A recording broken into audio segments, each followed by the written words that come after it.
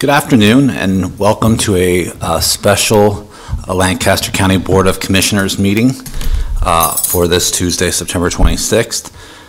For introduction purposes, I'm Todd Wilchin. I am the chair of the county board this year. On my left, fellow commissioners Jennifer Brinkman and Deb Shore. On my right, fellow commissioner Roma Amundsen. Vice chair and Commissioner Bill Avery will not be joining us this evening. He had another commitment. Joining us from the county clerk's office is the county clerk, Mr. Dan Nolte, and Kelly Lundgren. From the county board office, we have Mr. Kerry Egan. Now please stand and join me for the Pledge of Allegiance. I pledge allegiance to the flag of the United States of America and to the republic for which it stands, one nation, under God, indivisible, with liberty and justice for all.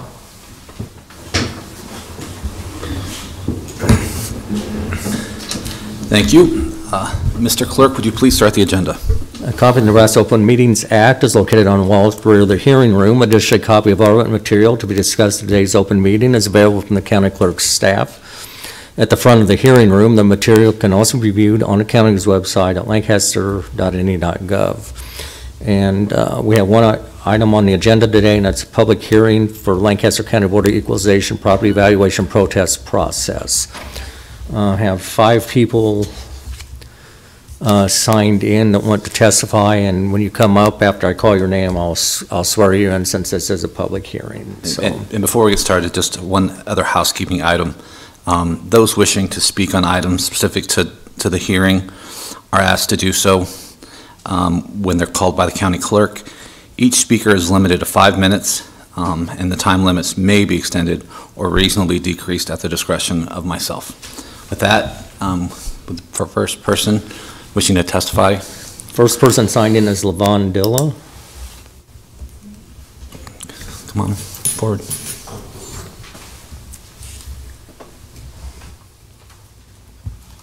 Is this where I'm to be? Yep. Do you solemnly swear from that the testimony about to give is the truth and nothing but the truth? I do. Okay. Afternoon. All right. I am here not especially for myself, but another person whose working hours are 3 to 11. And so that person could not be here today. So I would like to explain some of his problems, but I will start out by telling you a little bit about my own, and all I want to do is tell you that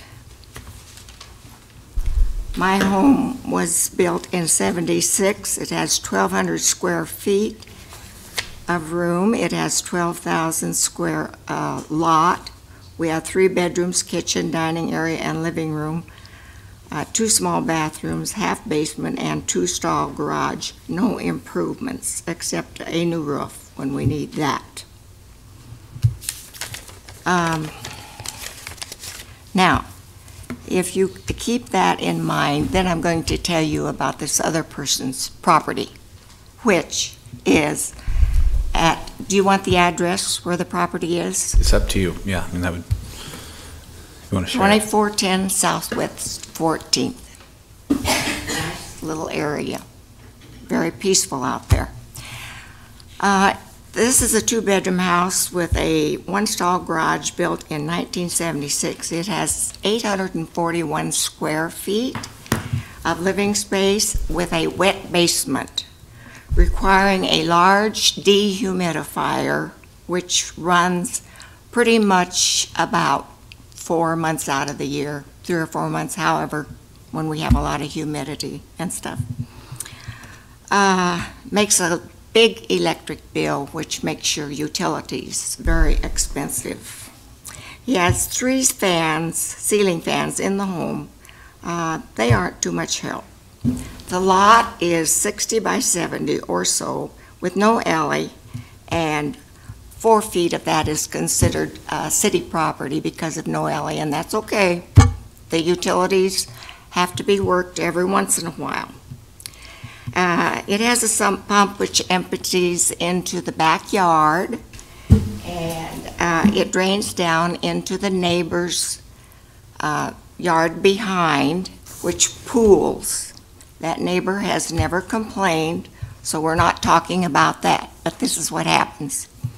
The neighbor to the north's house also drains into that same alleyway down to the neighbor. And I'm just telling you the condition of this house. It has some of the first manufactured vinyl siding on it, the siding that was about that. So it's been there a while. It's had no improvements on it while this person has owned it for about 12 years. I don't know before that, but I doubt very much if it's had anything done to it. It has 2 bedrooms, 12 by 10, 12 by 8, each with 1 window. The kitchen is original, which has the original cabinets, a sink, and a vinyl floor, which I'm sure has been in there since day one. The bathroom has the original bathtub and sink and original vinyl floor. Living room is small, with a 42-inch casing used for the stairs leading to the basement. 1 small fireplace takes most of the room up of 1 wall and is not used because fireplaces take heat out rather than in unless you have a blower. 1 minute remaining. Okay. What I want to tell you is that the taxes on the house I'm just explaining, as opposed to the first one that I explained, the taxes on our house in 2016 was $279.38. The taxes on the house I just explained was $2,141.90, which makes $137.48 difference. There's something wrong there. Now, we've been to a referee a couple of times, my husband and I. We quit going. This is years back because nothing was done. The person that owned this house has done the same thing. And the last referee said, "Oh, I'm sure that we can get something done for you. There's, sounds like you're paying too much in taxes." We never did hear anything from that.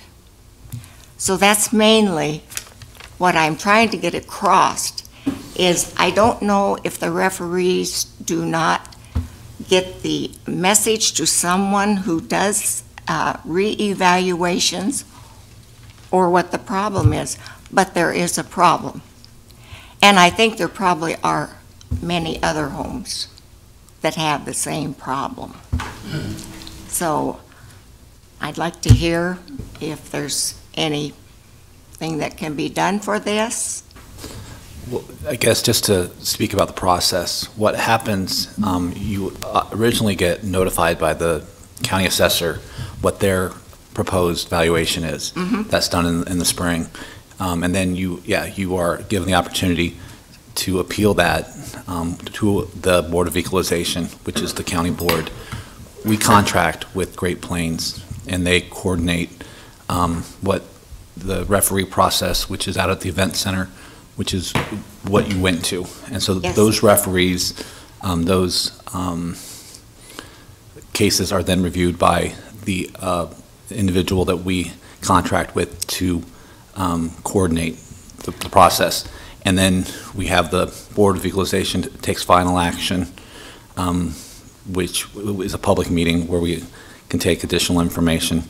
And then if you don't, we take final action, which is what we've already done. Okay. And then following that, there's the last step, which is the appeal to the Tax Equalization Review Commission.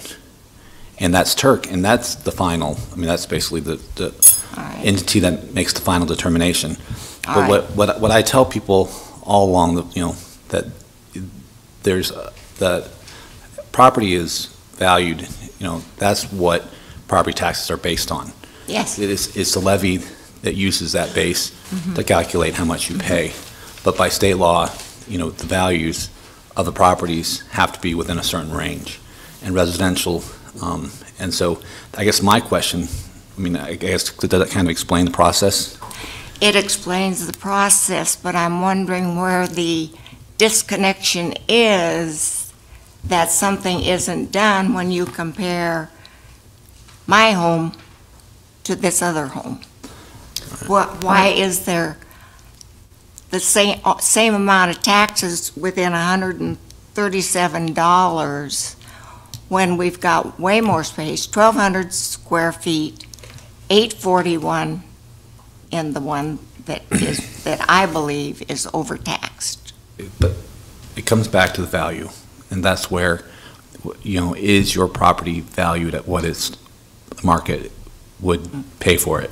So, that's ultimately, if you want to share that information, you don't need to, but that's ultimately the question, which is, what is your property valued at? What is the market value?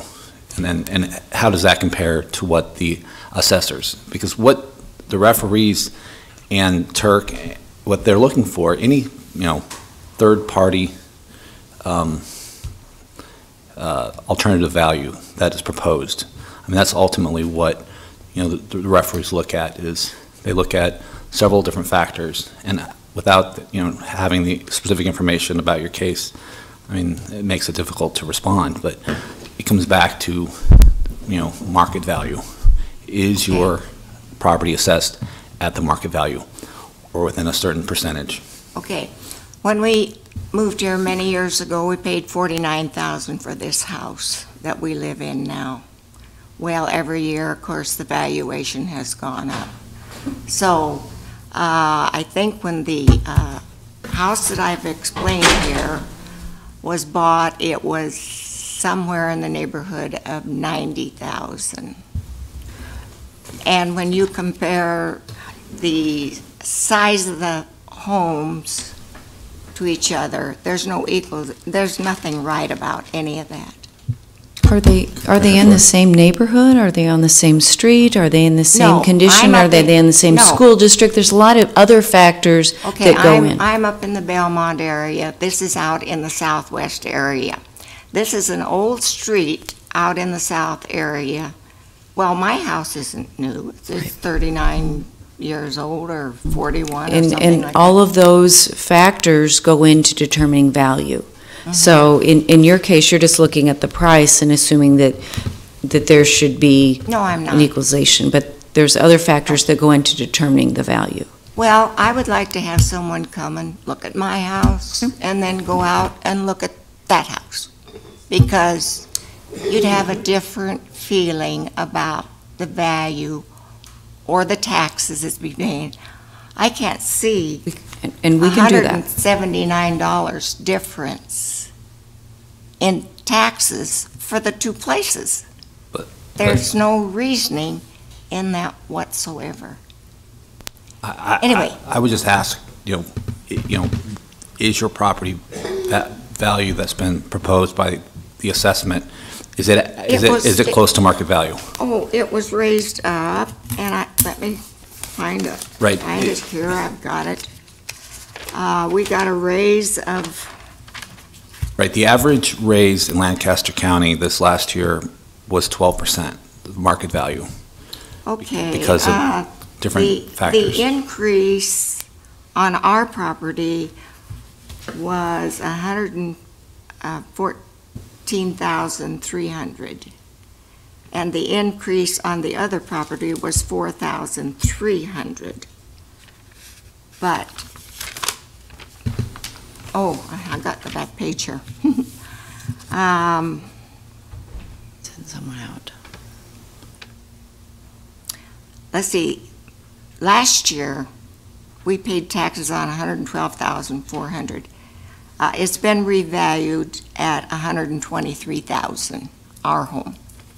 The first one that the second one that I was talking about. But so my question is your house worth $123,000? Is my house worth $123,000? 20,000? Whatever it's assessed at. I mean, that's the question. Probably Is based, not, but based on it's- state law. It has been assessed by the insurance at about 160,000. 160? Pardon me? That's replacement cost. Was that 116 or 160? 160, Okay. And that- 160,000. That's probably replacement plus contents. Well, replacement, you know, Okay. that's a, We appreciate the that's a information. sore spot with me. Look at both properties. Yeah. Are there any- What I would do is recommend that you contact the county assessor's office and request that an assessor staff come out and review your property. Well, maybe we can do that, but I thought that was what the referee system was for. I thought that was the thing that you went to and where your problems were looked at. Right. And possibly taken care of. So, Yeah, that would be done, I would say, earlier because there's with the assessor's office, they're the ones that are responsible to do the on-site inspection. well, I don't know, there's a hole someplace in the system. Yeah. Well, like I said, I would encourage you to follow up with the assessor's office. Okay? Thank you. Thank you. Have a good day. Thank you for listening. Absolutely. Mr. Clerk, please call the next name. Next is Terry Rittenhouse. Need to swear you in here? Do you solemnly swear or affirm that the testimony you're about to give is the truth and nothing but the truth? Yes, I do. Okay, I'd like to expand on what this lady was saying right over here. Warren Buffett said if you have 100 houses, same upkeep in a town, same maintenance on your yard, and the houses go up 12% a year, you actually don't know what your house is worth until you put it on the market. Okay? To answer that question she had. Okay, well, mine went up from 57,500 to 74,000. And I got an exhibit here too I'd like to show you, and my question is, why don't the referees have tools to do their job? They don't have any tools in front of them. They don't have a computer to look it up for the dispute or anything. My second question is, you go through the referee, and you go through the system like that, and you don't have any change, but then you pay $25 to the state equalization board with the same comps, you get a result. Why is that?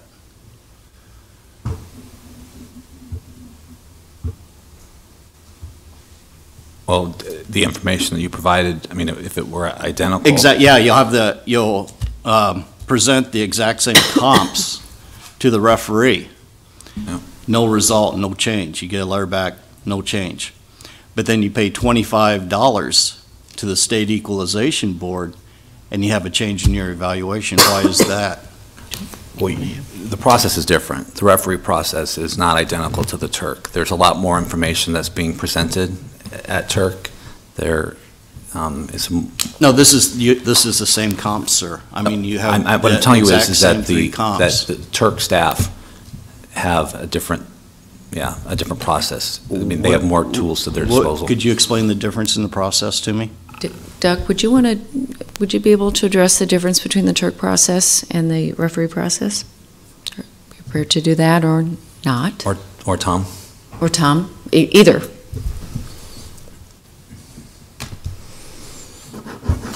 Doug Sear, Deputy County Attorney. The Turk process is a formalized process. The referee process is informal. The referees look at information that's not been marked and received as exhibits. They go on the basis of information that's been accumulated in public records. The most important point is probably that the evaluation process is a subjective process. It's a difference of opinion what one person would value a property versus another, and like the gentleman pointed out, you don't really know what your property is worth until a willing seller sells it to a willing buyer and there's an agreed upon price. Whatever anybody else does prior to that time is basically an educated guess as to what a piece of property may be valued at. When it goes to Turk, either Ryan or Kayla, would handle that property. There would be discovery that would be done. People would have a lot more information available to them than you would have at the referee stage, including a more in-depth analysis of the comps for a particular property.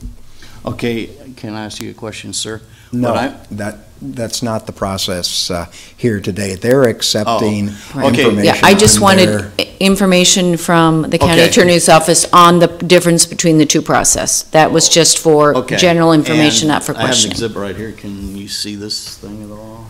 Is that on there right? Thank you. How's this show up?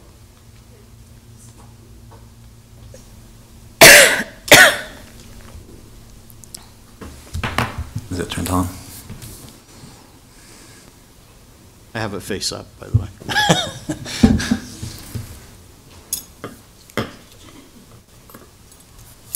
Oh, there you go. Okay. I went to the county clerk and also to the county assessor with this issue here. And when they did the comps on my property, I said, why is comp 1, 815 Garden Street, Bennett, Nebraska, and comp 2 is 815 Garden Street, Bennett, Nebraska? And the valuations, as you see, are completely different on the same property. Well, they explained it to me, which wasn't really satisfactory to me at all. They said that the property was broken down, and like the lot had the property was on one lot, and then there's a vacant lot. So the other comp, the old comp, was the vacant lot. And I said, okay, I understand that process, but I said, I have a question. And they couldn't answer this. I said, how can a vacant lot have central air, central heating, 2 bedrooms, and a bathroom? Can you explain that to me? You have 1 minute remaining. Okay, can you explain that then? I have no information about this property. It's right here in black and white. Yeah, I don't have enough information. But they told me that, that was a vacant lot with central air, central heating, 2 bedrooms and 1 bathroom. And I have 2 lots on my property, so that vacant lot of mine has central air, central heating, 2 bedrooms and a bathroom. Are the other comps on the sheet valid comps? The third one is. It's another property in Bennett. It's a separate address, 620 Tyler Street, but the other 2 are the same address. Commissioner Amundson? I do have a question. Is your subject property, I can't see this very well, in Hickman? Correct. Okay, but they used comps from Bennett? Correct, both the comps. Okay, thank you. Because the reason on that, they said to me, is that valuations in Lincoln tend to be higher than rural areas. So they did the town of Bennett, and I asked them, I said, why can't you do a comp with another house in Hickman? And also, I just can't get an answer on why a vacant lot would have central air, central heating, 2 bedrooms and a bathroom. It just seems kind of ridiculous. Right. And it may have been a clerical error. It's not a clerical error. And on top of that, then the property owner that owns this property would have an issue that they could bring forward. And on top of that, the parcel. You haven't heard from them, so I don't know. Okay, on top of that, sir, the parcel ID did not show up in the computer for the county clerk or the county assessor's office. There was no such thing. No parcel ID number on one of the comps. And that's why I was wondering why they don't have tools for the referee to actually describe this and have it in their system so you can explain it to them. Right, but what you're showing right now, the calculations are done by the assessor's office. Correct, sir. And so the information that you bring forward, I mean, would be... It's by the assessor. Would be an alternative value that you would be proposing. And so that's what the referee process is for. But I still have not gotten an answer on how a vacant lot can have central air, central heating, 2 bedrooms and a bath and a restroom? I'd like somebody to explain that to me. We can follow up with the county assessor's office. They can't explain it to me either. I went there and the county clerk both. I mean, And this is in black and white. This is from the county assessor's office. Commissioner Avery? This is one of your comparables, right? No, I have comp 1 is 815 Garden Street, Bennett, Nebraska. Comp 2 is 815 Garden Street, Bennett, Nebraska. 2 addresses as 2 separate comps, and the other one is 620 Tyler Street, Bennett, Nebraska. Third comp is separate. And they explained to me, like I say again, that the property was subdivided and the house remained on, the property and house remained on one lot, and it was subdivided to a vacant lot on the other property. And I just have not gotten an answer on how a vacant lot can have central air, central heating, 2 bedrooms. And you're alleging that they actually Yes, they did, sir. described it as having a bathroom and air Right there, conditioning?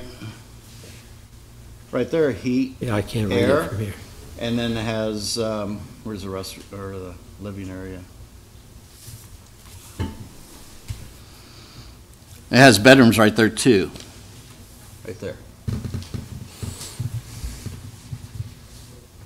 Well, that's one small piece of a lot of things that go into determining evaluation. It's And it's property that was subdivided. One had the lot and a house on it. The other one just had a lot. And what I'm trying to understand is how a vacant lot can have a bathroom and 2 bedrooms and central air and central heating. are you alleging that this prejudiced the outcome of your evaluation? Yeah, it's no change. And I can't get an answer from anybody on this. That's why I came to the board. Right, again, but at this point, your remedy, and you mentioned it, is going to Turk. I mean, that's your remedy. That's what the process is. But can you explain how this happened? Commissioner Brinkman?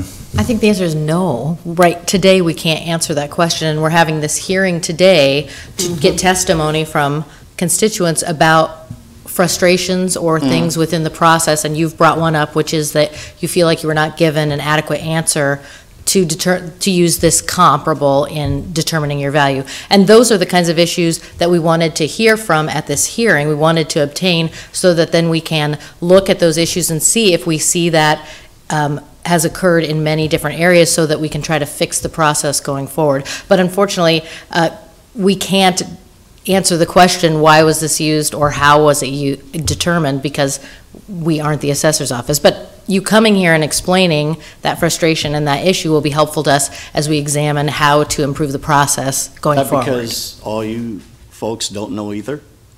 How And again, vacant property can have bathrooms? the appropriate person to address that question would be the county assessor. I have, sir. Well, I have. What was the response? They just looked at me like, that's perfectly normal. Commissioner Amundson? I would like to say that I do appreciate, that I think that we all appreciate you bringing this forward. It is a situation, it is a problem, and I tell you what, knowing that that is a problem, we will have to address it ourselves at a later time. But we can't answer that question right now because we don't have the materials, nor can we answer it. So, but we do I have the appreciate materials your... right there. You're welcome to have the one if you'd like. And also, why would the county assessor go to the extent of printing out comps on something that is ridiculous like that? Well, That's- again, that we'll would- take that under advisement and go forward. But nobody can answer that question? Is that what I'm getting? Yes. None of the commissioners can. Again, the county assessor's office would need to provide that explanation. Well, okay, if that's the case, then I have 2 lots on my property, and one of the lots has the house I own on it, and I'd like to sell you the other lot with central air and central heating, 2 bedrooms and a bathroom. It's a vacant lot. Would you like to buy it? Okay, thank you. Have a good evening. So you're buying one.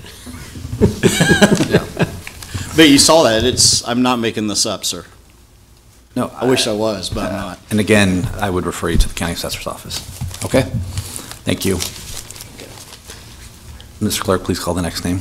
Next is Carla Wellman.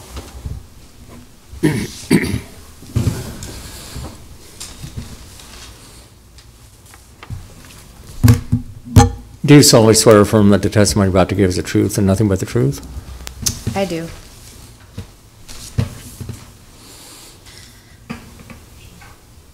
Good afternoon. I want to thank you for giving us taxpayers the time and the venue to share some feedback with you about the 2017 property tax protest process. My name is Carla Waldbaum, and I'm a licensed realtor in the state of Nebraska with about 15 years of experience. I did not protest my own taxes. I did assist some friends and some clients with their protests. This gave me the opportunity to observe the process without actually having any skin in the game myself. On Tuesday, August 8th of this year, taxpayers heard the same 4 words over and over. We recommend no change, just like he mentioned, no change. That was the reply to nearly every taxpayer's request for review of their assessed property value. The result was the same whether the taxpayer provided an appraisal, pictures of deteriorating homes, crumbling foundation walls, bids for severe structural issues, or information about comparable homes in their neighborhood. As I watched each protest, I became more and more embarrassed. I was embarrassed for our county and their lack of response to taxpayer protests. Let me explain. Taxpayer number 1, in response, sorry,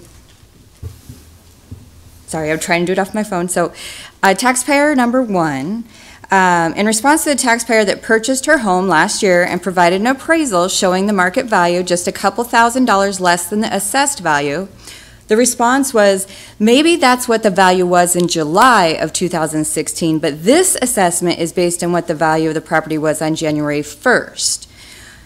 Are you saying that your value did not increase $3,000 in those 6 months? Those were the exact words that Mr., is it Wilkin?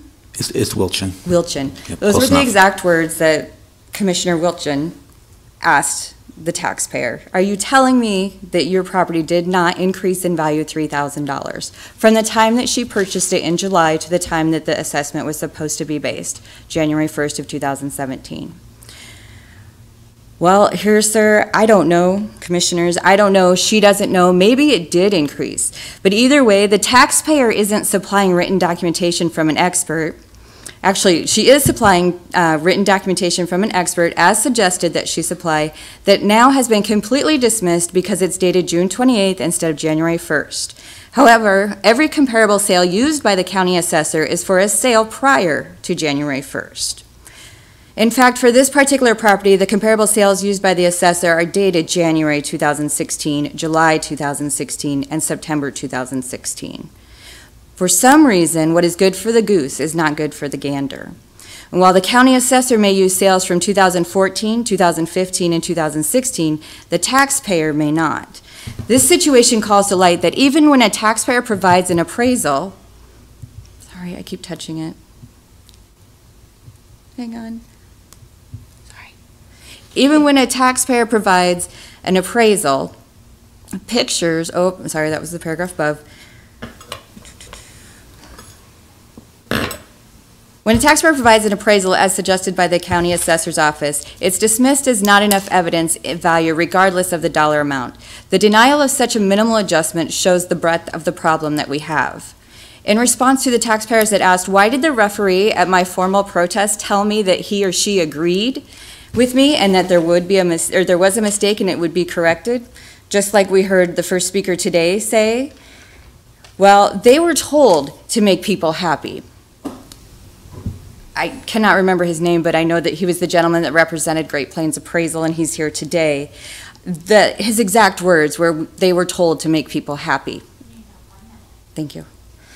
Did I hear that right? Is that really what you just said? That referees were instructed to take information from taxpayers, smile, thank them, and send them on their way. Wonderful. What a sham of a process. Over 3,600 Lancaster County taxpayers filed a formal protest this year, and I can only imagine how many of those people took time off from work, spent hours researching neighboring homes, obtaining bids for work that needs to be done to their home, only to have the same result that they would have had if they had done nothing. In response to the taxpayer whose assessed value increased nearly $100,000 from $295,000 to $385,000, Ms. Taxpayer, I see here that you paid $325 for the property in 2010, which means your assessed value has been too low, and you are not paying as much in taxes as you should have been. May I continue? Please wrap it up, yeah. And then a knowing look at the taxpayer like it's their fault that the assessed value assessed value increased so dramatically. Yes, you, Ms. Taxpayer, this is your fault for getting such a great deal on your taxes all these years. How dare you protest this increase when you've been enjoying that great big discount since 2010? And that was the case over and over. Yes, Mr. and Mrs. Taxpayer, we understand that an increase of $100,000, $200,000, but that's because you've not been assessed correctly in the past. And I watched taxpayer after taxpayer respond in awe. How do you reply when the person that appears to be representing the county assessor publicly insinuates that this is your fault? Now, some taxpayers would make a second attempt by presenting the assessed value of comparable homes in the neighborhood. And many homes were as close as on the same street from the taxpayer's home, only to be told that those are not actual sales, so they cannot be used as comparable homes, which begs the question, if the assessed value is 100% of market value, why can't the assessed value of a neighboring home be used to determine value? Well, I have an answer, because that would lower the assessed value that we've determined your home is worth, and wait for it, we recommend no change in value. Let me quickly share two more situations with you. In response to Yes. We have a limit of 5 minutes, so let's be fair to the other participants. Absolutely. Okay. In response to the taxpayer offering comparable sale information on similar homes and questioning how his home without a basement can be compared to two homes with walkout basements, our comparable sales trump yours. We recommend no change in value. In response to two taxpayers that have severe structural issues requiring thousands of dollars of repair work, yes, we see you have bids to get the work done, but that does not tell us how much we should reduce the assessed value of your home, so we're not going to reduce it at all. We recommend no change in value. And they did not say it, but you could hear it. You may now go sit down. Quit wasting our time. And maybe that's the heart of the problem, time. The time that we all put into this process. From the people that gathered the information to the people that input it into the mass appraisal system, to the people that disagreed with those results and naively thought that the protest process would provide some type of relief, to the representatives that persistently and successfully defended the results of the mass appraisal system with a no change in value recommendation. And that's right, the resounding, we recommend no change in value was unanimously approved by a 4-0 vote of our Lancaster County Commissioners. Over 200 taxpayers provided additional information that may or may not have been reviewed by the County Commissioners. Rather than discussing the protest, the County Commissioners made a blanket motion to accept the recommended changes of the company that was hired to assess our homes. And the same company that issued the property assessments defended the assessments and recommended changes or no changes in value was in fact the entity that actually determined the final values. So if any property owners in Lancaster County feel like the system is rigged, like they don't stand a chance, like it's a waste of time to protest property tax values, I understand why. The current system is inherently flawed when the same representative for the county is the judge, the jury, and the executioner. So in conclusion, I would recommend a change. Well, with all that information, I guess, what would you change? I don't think that the same person or the same entity that goes out. Assessor? No. Has the initial phase of this process. Right. The referee has the second phase, and then the third phase is the Board of Equalization. Okay, I'm sorry, Turk, but. I worked with 4 different properties, and like I said, none of these were mine. And I went through every single. Okay, Carla, really quick. Yes, I thought you were asking me. I know, but really, one point, you said earlier how there were no changes. There were a lot of changes that were made. There were. So when you make a statement like that, that's inaccurate.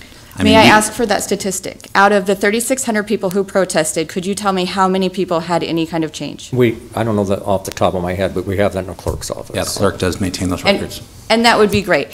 What I'm telling you is that when I sat here on August 8th and watched, almost every single person was told no change in value. And the people who didn't come in person, I'm not sure that their files were even looked at by you. In fact, the files that I presented to you, I didn't really see anybody doing anything or reviewing it. It was the representative from Great Plains who simply said he had reviewed it. Well, he's the one who gave the assessment. It's he signed off on every single one of those. Again, from your perspective, we all brought our personal computers in, and I was looking at as we were going through them. And so not only did I prepare before the meeting, I actually was working on it, and you knew that because we engaged on that issue, because we asked several times for information about the properties so we could look it up on the assessor's website. So again, that statement is inaccurate, Carla. What I saw, and what I'm trying to explain, is that when we asked a question, rather than it being answered by the commissioners, it was answered by Great Plains, regardless of what the question was. So whether you were reviewing the material or not, I wasn't seeing any interaction from you. Well, that's your perspective, I guess. So we'll just have to disagree on that. But we appreciate you coming forward. Absolutely. Do you have any other questions for me? Questions for? And I would be happy if you wanted to create a task force where you ask taxpayers to come in, and you ask local realtors, you ask people who specialize in the industry. I mean, saying to an elderly woman, apology, but do you know what your market value is? Of course she doesn't know what her market value is. I mean, that's, sorry, I'll excuse myself, but. Have a good evening. You too. Thanks. Mr. Clerk, please call the next person. Next is Mary Mosier.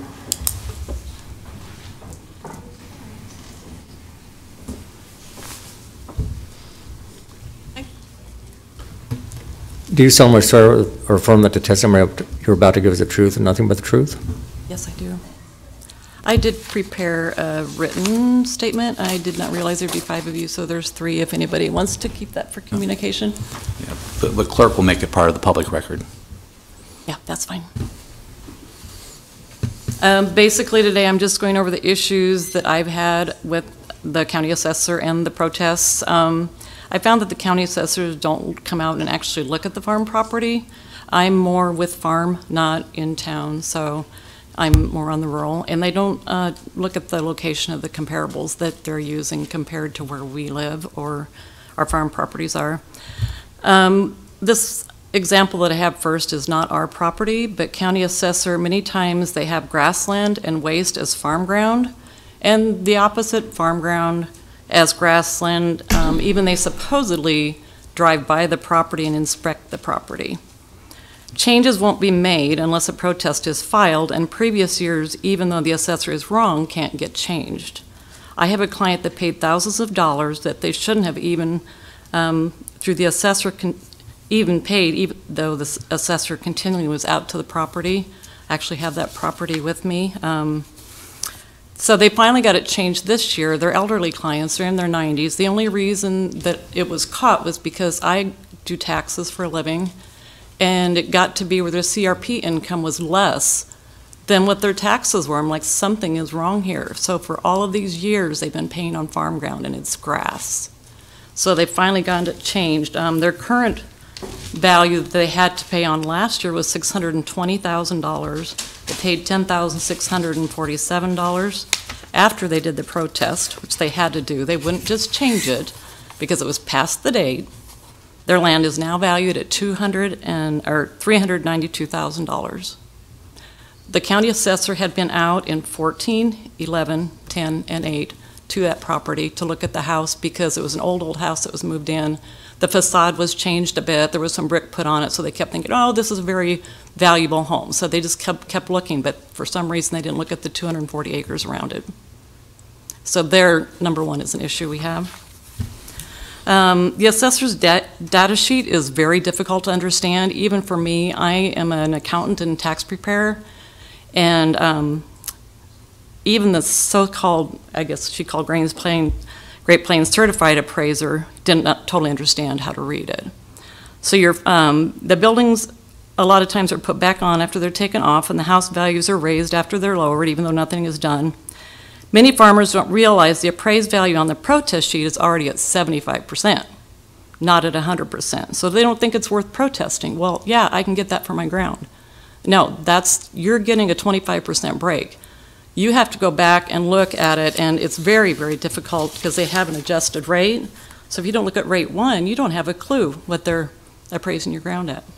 I mean, that's confusing to the common person. It should be made a whole lot simpler. And when it comes to the house value, I can't, and the assessor can't even answer what the value of the actual house is. When I went to the protest, he couldn't even tell me. He says, yeah, I think they have your house around 400 grand. I said, it's 20-some years old. We built it for 180,000. If that's right, we've got a real problem here. So our house has multiple repairs. This is on our property. The previous year was the only year I've ever gained anything on the initial protest because I showed pictures of flood damage, siding that was bad, roof that was bad, and they did knock our house down $30,000. But the next year went right back up. So, so as you guys have said, the protest at the event center isn't worth going to. You just do that to get to step to the Turk. You have to do that process. And don't ever be late, because if you're 5 days late, you're not going to get it in there. And I went there with appraisals, a current appraisal on our farm ground, recent purchases in our area of houses and lots, because they raised our lots. You guys know that you did that to us farmers. You raised our lots way up. Okay, almost done.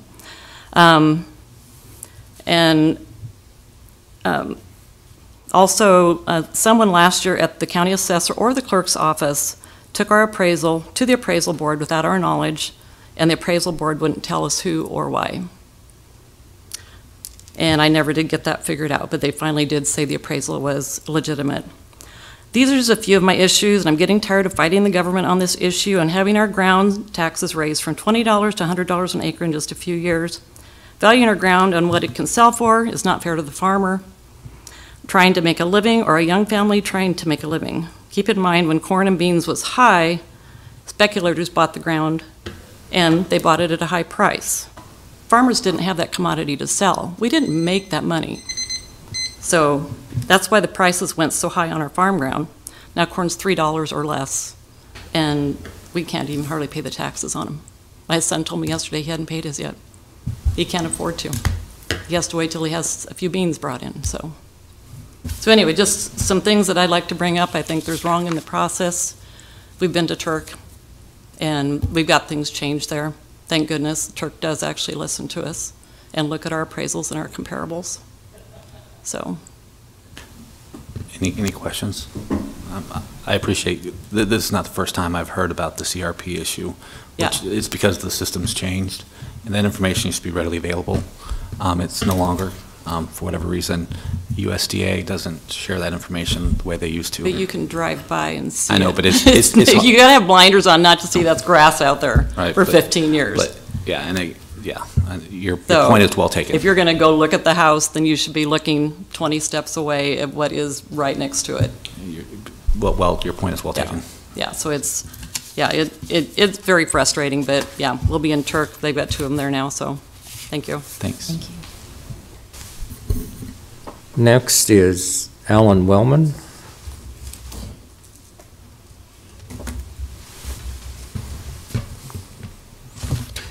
Do you solemnly swear or affirm that the testimony you're about to give is the truth and nothing but the truth? I do. I live at 8801 Holdridge Street. I own and live at 8801 Holdridge Street. It is by FSA, the Farm Service Agency, a farm. I am a hay farmer. I hay all of the ground that I live on. I'm going to speak basically about my situation compared to just my neighborhood. I think the assessor has not taken into consideration the fact that there's going to be a 60-inch water line that goes across my property that hooks up to the water tower in the east side of town. And so I planted 700 trees, little bitty trees like this on my property when I bought it in the late 80s. And they're going to take every tree between here and there, and it's progress. It's for the good of the city, I understand, but it does impact my property. It does impact my property and what I consider to be the value of it. On the east side of my property, I have an LES power line with a steel tower and whatever, and the people in the real estate business tells me that that impacts your property too. They are going to widen Holdridge somewhere along the line here. We are building houses as fast as you can hardly build them in the Waterford Estate area, and we will widen Holdridge. And that will also create some issues for my property. And I would mention my property is 35.31 acres. 35.31 acres. And as I said, it is considered a farm. I actually draw a little subsidy because I don't plant corn or I don't plant any soybeans on my farm. It's strictly grass that I brome and a little alfalfa in it that I make for hay. And I have a farm number, 3341 FSA. Its hay ground is 27.5 acres of this. About 7 or 8 acres of it is wasteland. It's either existing trees or trees that have been built or that have been planted by me on the acre.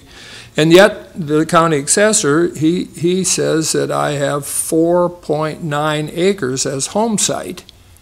And we're in trees. The church next to me has a water source heat pump. It runs water across my property, which it can legally do because it is a natural water line, into my pond, which then runs around, and that's all. And even if you look at the map that the government puts out, they show 1 acre of. If you want to put it on the overhead. 1 acre of grassland over there that's considered to be part of my home site, and so the value of my home site then, becomes somewhat of an issue, And an attempt on my part to try to lobby for my use of the property versus what someone else might consider. I have no city sewer. I have a septic system. I have no city water. I have a well. And at this time, my property is not in the city of Lincoln, Nebraska. Now, there's an annexation process going on, and my property is now included in the annexation process that's going to be taking place.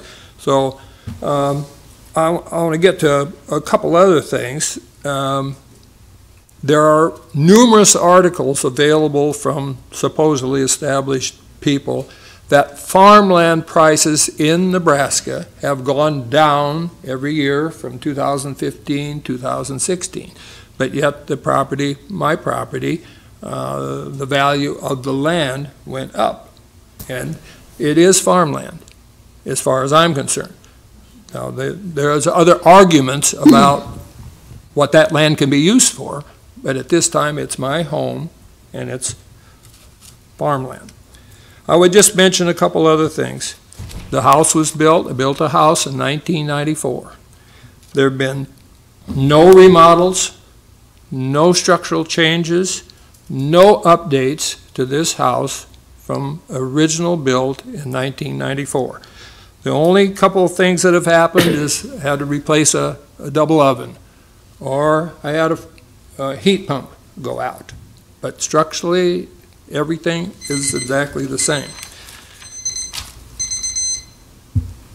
My property is touched by several acreages in what's called the Sunrise Estates Hub Hall Addition. It goes on my east side and my south side.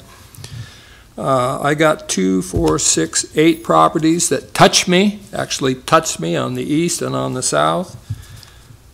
And three of them have been sold in the last 2 or 3 or 4 years, so there are some market value prices or some at least sale prices that are available.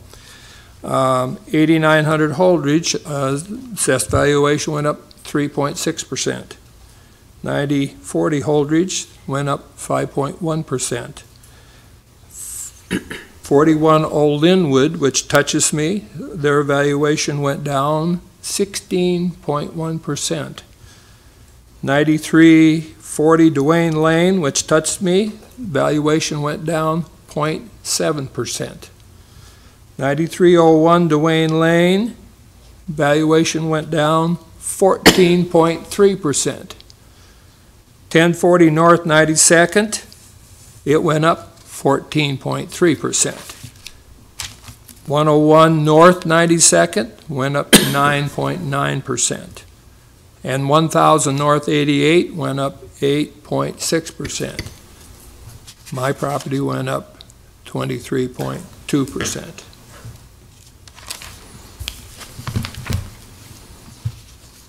I think there's some one other issue that I would at least mention about the process of comps. Two of the comps that are used against my property are nearby. I believe that there's some reason to believe that property on the north side of O Street is somewhat treated a little bit differently for whatever the reason is. And two of these properties are fairly nearby in my neighborhood. And I respect the right that they could be used as comps. But then we used a comp that was 8801 South 65th Street, which makes no sense to me in terms of a reasonable way to compare properties.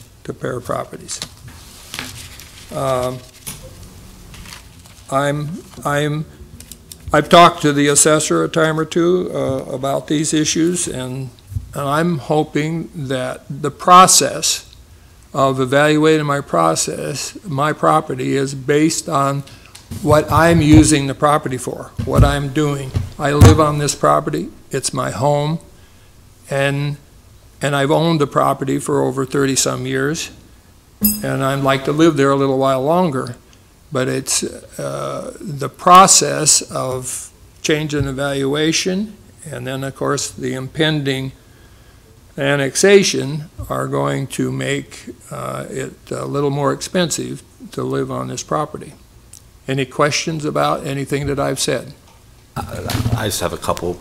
I'm assuming you have Greenbelt status? I have what? Have you applied for a Greenbelt status? I believe I have Greenbelt status. Yeah, it'd be very advantageous if you haven't, but those examples you gave, are they all zoned or classified the same properties? Are they all ag residential, or are they ag? I mean, what is your property zoned at? Do you know? You're asking for someone to make. Well, I'm an old man. I can't remember everything. Sorry, but I believe the comprehensive plan has that property zoned as R1 residential. Okay. So, but it's a farm as far as FSA is concerned. I use it as a farm. And if any of you'd like to, if any of you need some hay, small square bales, I have hay for sale that I actually baled on my property. And I think that's a good point because, yeah, there's several properties throughout the county that are being annexed because of the comprehensive plan, and that's the city's. Well, I would say I'm being annexed. The church next to me and these properties that touch me are all in the parcel that's being proposed to be annexed.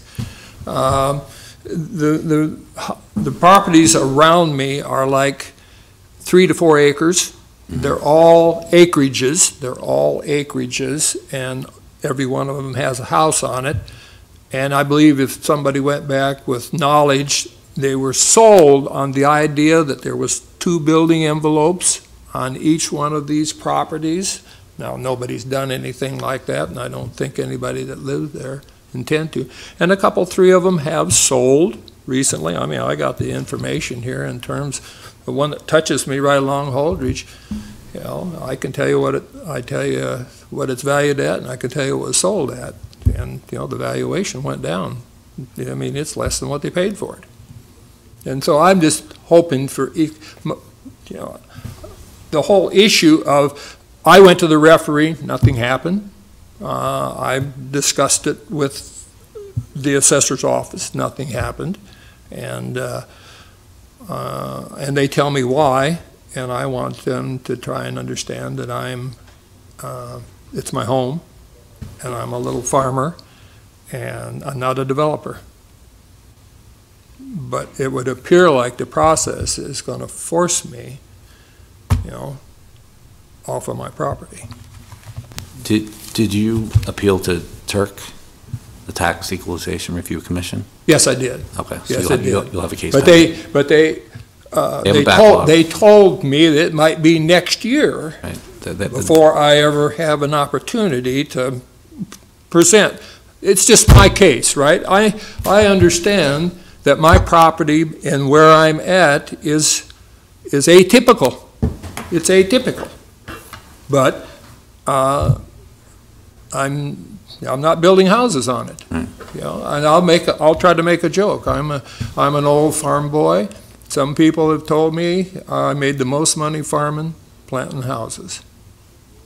And right now, I'm a hay farmer. So, any other questions? I appreciate your attention. I appreciate your time, and we appreciate you. And I'm hoping that all of the information that I provided to you is supported by the facts that that's the way it is. You know, in terms of the percentage changes and whatever. Well, thank you. We have no reason to doubt you, sir. So thank you. Mr. Clerk, next. There's nobody else signed in.